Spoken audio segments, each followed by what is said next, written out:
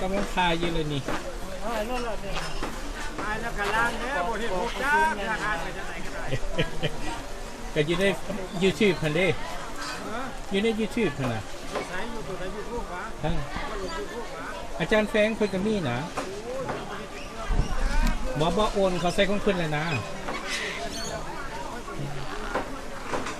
คือว่ามือแรกนี่คือสิมีคนหลายอยู่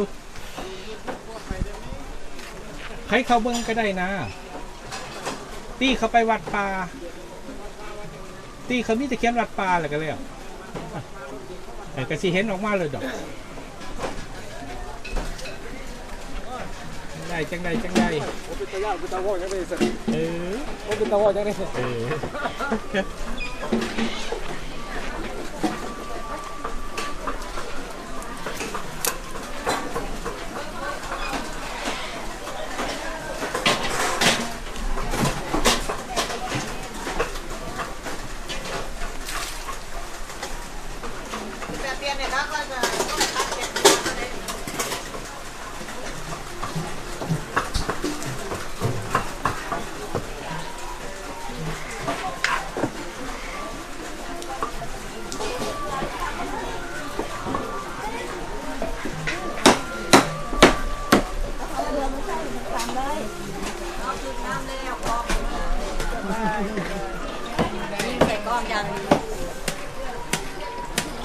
โอ้ลูกชายเดียวมันก็ไม่ก้อยยา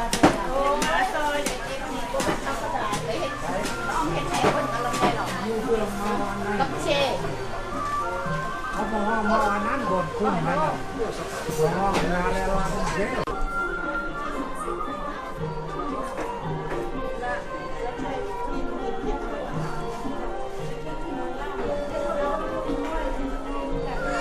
สบายดี สบายดี โมทนาเด้อโมทนาเด้อ